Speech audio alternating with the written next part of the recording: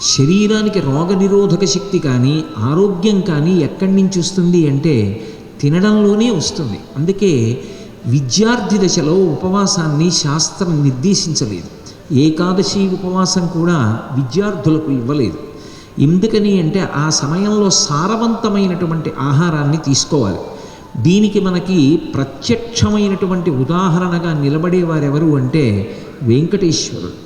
మనం తెల్లవారి లేస్తే ఏడుకొండల మీద ఉన్నటువంటి వెంకటేశ్వర స్వామి వారి దర్శనానికి వెడతాం.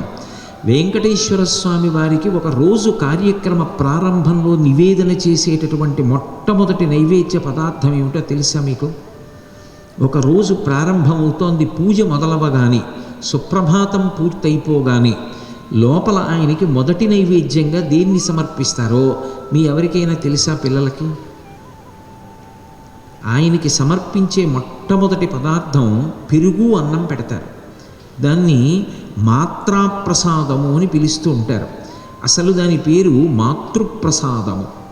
అమ్మగారైనటువంటి ఆ తల్లి వకుళమాత ఇంతమంది వస్తూ ఉంటారు, అలా నిలబడి ఉంటాడు, వాళ్ళు విడిచిపెట్టిన గాలంతా పీలుస్తూ ఉంటాడు, ఇంతమంది యొక్క మొరలలా వింటూనే ఉండాలి అని ఆయన ఆరోగ్యం కోసమని ప్రతిరోజు సద్దెన్నంలో పెరుగు వేసి నైవేద్యం ఇస్తుంది పిల్లవాడికి. అదే వెంకటేశ్వర స్వామి వారికి ప్రసాదం.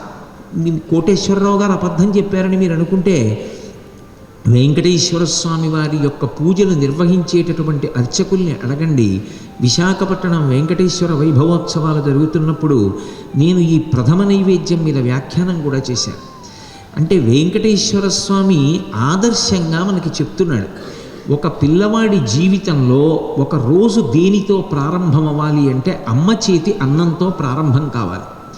అమ్మ పెట్టినటువంటి అన్నం, ఆ అన్నంలో పెరుగు వేసుకుని తిని, కమ్మటి పెరుగు అన్నం తిని బయటికి వస్తే కడుపులో చల్లగా ఉంటుంది, విశేషమైన దాహము ఉండదు, బుద్ధికి ప్రచోదనం.